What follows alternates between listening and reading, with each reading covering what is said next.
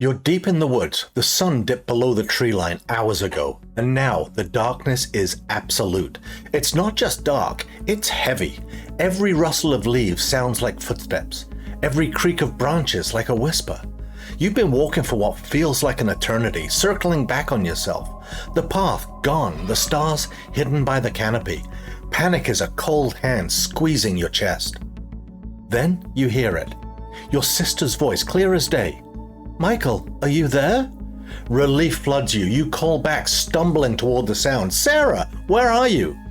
The voice answers, closer now. "Over here, hurry." You push through the undergrowth, thorns tearing at your clothes, not caring, but the voice. It sounds different now, a little too eager, a little too sharp. It's still Sarah, but something's wrong. It's mocking her. And then, it's not just Sarah's voice anymore. It's your father's. Then your own. All of them overlapping, echoing, twisting into a cacophony of familiar sounds that are suddenly, terrifyingly alien. The forest itself seems to be laughing at you. You spin around, lost, disorientated. The voice is swirling closer, closer. How did we get here? How does a simple walk in the woods become a descent into a nightmare where the very trees seem to conspire against you? For centuries, in the vast ancient forests of Eastern Europe, people knew exactly who was responsible for such torment. They called him the Leshy, the forest lord, the spirit of the Wildwood. He was the one who led travelers astray, who stole children, who mimicked the voices of your loved ones to lure you deeper into his domain, never to be seen again. But what if the Leshy isn't just some ancient demon lurking in the shadows? What if the truth behind this terrifying trickster is far more insidious, more primal, and more unsettling than any mere monster? What if it's not just about what lurks out there, but what gets awkward in here when the forest truly swallows you whole? Let me tell you what they say about the Leshy, and then let me show you the truth that lies beneath the legend. The stories of the Leshy are woven into the very fabric of Slavic folklore. From the dense birch groves of Russia to the ancient primeval forests of Poland and Ukraine. He is, first and foremost, a shapeshifter, a master of disguise. He can appear as a towering tree swaying gently in the breeze. He can take the form of a wolf, a bear, a boar, or even a humble mushroom. But his favorite form, the one that truly embodies his cunning and malice, is that of a man. But not just any man. A peasant, perhaps with gnarled hands and a long beard made of moss and vines. Or a hunter clad in furs, his eyes burning with an unnatural green light. Sometimes he's described as having eyes that glow like embers, or a face so pale it looks like bark. He might wear his boots on the wrong feet, or have no shadow at all. These are the tells, the tiny cracks in his illusion. But by the time you notice them, it's usually too late. His domain is the deep forest, the untamed wilderness where human paths fade and the trees stand shoulder to shoulder, forming an impenetrable wall of green. He's the guardian of the forest, the protector of its creatures, and woe betide anyone who disrespects his realm. A hunter who takes more than his share, a woodcutter who fells trees without asking permission. A wanderer who gets too loud or too careless. They all risk incurring the Leshy's wrath. And his wrath? It's subtle, insidious. He doesn't tear you limb from limb, not usually. He prefers to play with you, to disorientate you, to lead you in circles until you are utterly exhausted, utterly desperate, utterly broken. He'll whistle and sing, his voice echoing through the trees, mimicking the calls of birds or the rustling of leaves. But his specialty, his most terrifying trick, is the mimicry of human voices. Imagine this. You're a young woman, gathering berries in the woods near your village. You've wandered a little too far. The sun is starting to set, and a chill is creeping into the air. You call out for your husband, for your children, for your neighbors, and then you hear it. Your husband's voice. "Anna, where are you?" Relief washes over you. You follow the sound pushing deeper into the shadows, calling back to him, but the voice keeps receding, always just out of reach. It gets fainter, then louder, then seems to come from all directions at once. You start to run, fear clawing at your throat. The voice is closer now, but it's no longer your husband's. It's a distorted, guttural mockery, calling your name, laughing at your terror.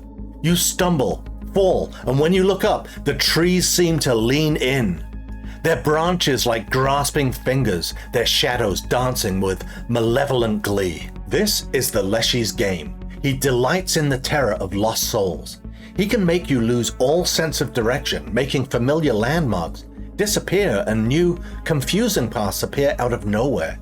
He can make you believe you're walking straight, only to realize you've been walking in perfect circles for hours. He might even lead you to a remote hut in the middle of nowhere, offering shelter only for you to wake up the next morning alone, miles from anywhere, with no memory of how you got there. Sometimes he's said to steal children, carrying them away to his forest lair, only to return them years later wild and feral, unable to speak, their eyes filled with the ancient, unblinking wisdom of the deep woods. So, for generations, the Leshy was a terrifying reality, a creature, a spirit, a demon that actively tormented those who dared to venture too far into his domain. He was the explanation for why people went missing, for why children wandered off, for why the forest could feel so utterly, terrifyingly alive. But what if the Leshy isn't a creature at all? What if he's something far more profound? Think about the human mind when it's pushed to its limits, when you're lost, truly lost in a vast, undifferentiated space like a dense forest. Your primal instincts kick in. Your brain, desperate for patterns, for meaning, starts to create them. Every shadow becomes a shape.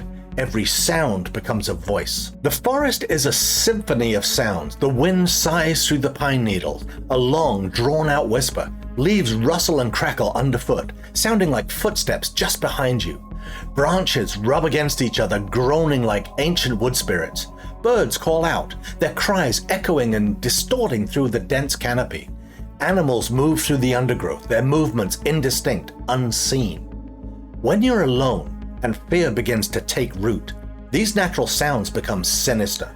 The whispering wind becomes a taunt. The rustling leaves become a chase. The creaking branches become a laugh, and the calls of birds or the distant howl of an animal, they can easily be twisted by a panicked mind into something else entirely, something human, something familiar. This is where the Leshy truly begins to take shape, not as a monster born of pure malice, but as a personification of the forest's overwhelming sensory input and the human's mind's desperate attempt to make sense of it. Imagine a group of early Slavic people venturing into the vast, ancient forests that covered much of their land. These weren't neat, managed woods. These were wild, untamed, dangerous places.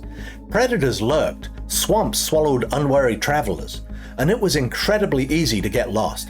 Without maps, without compasses, without clear paths, a few wrong turns could lead you into an inescapable labyrinth of trees. When someone went missing, when a child vanished, how did they explain it? In a world without forensics, without search and rescue teams, the forest itself became the culprit.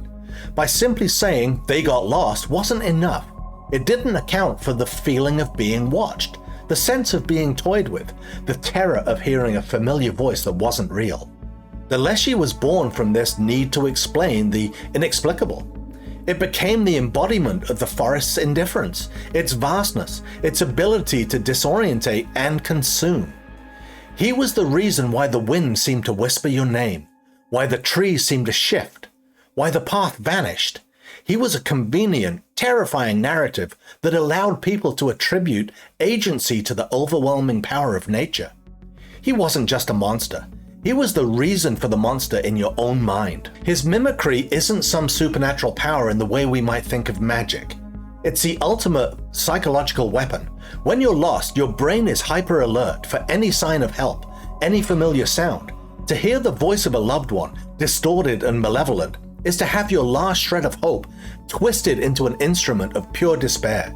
It's the forest echoing your own fears back at you. It's the sound of the wind, the creak of an old oak, the distant cry of a fox, all filtered through a mind on the brink of a breakdown, desperate for connection, and instead finding only mockery. And now you know this part, because you saw it already. The voice calling your name, drawing you deeper. It wasn't a demon, it was the forest, whispering your deepest fears back at you. It was the sound of your own panic, amplified and weaponized by the vast indifferent wilderness. So, The Leshy isn't a singular entity with glowing green eyes and shoes on the wrong feet. The Leshy is the collective consciousness of human fear in the face of the untamed wild. He is the personification of disorientation, of the mind playing tricks, of the echoes and whispers of the ancient woods. He is the manifestation of the terrifying realization that in nature's deepest embrace, you are utterly alone, utterly vulnerable, and utterly at the mercy of forces far greater than yourself. The legend of the Leshy allowed people to give a name and a face to the terrifying, faceless unknown of the forest. It wasn't just getting lost, it was being taken by a cunning, malevolent intelligence. This gave them a way to understand and even more to try and combat the overwhelming power of nature. It's a testament to the human need for narrative, to find meaning even in chaos. But here's the double turn, the truly unsettling part. If the Leshy is born from our own psychological vulnerability in the face of the wild, then he resides not just in the forest, but within us. He is the primal part of our psyche that, when stripped of civilization, is susceptible to panic, to hallucination, to the terrifying whispers of an indifferent world. The Leshy isn't just a spirit that tricks you. He's the embodiment of the moment you realize your own mind can betray you, that the very sounds you hear are not what they seem, and the deepest, darkest parts of the forest are merely reflections of the deepest, darkest parts of ourselves. The Leshy reminds us that sometimes the scariest monsters aren't the ones hiding in the shadows, but the ones we create to explain the shadows within ourselves. He is the ancient primal fear of being lost, of being alone, of having your senses betray you in a world that doesn't care if you live or die. The forest will always be there, vast and mysterious, and as long as humans venture into its depths, the whispers of the Leshy will continue to echo. And if you enjoyed this one, hit like and subscribe, because some things don't stay buried. Have you ever felt truly lost in the woods, hearing things that weren't there? Let me know in the comments below, and I look forward to your next visit.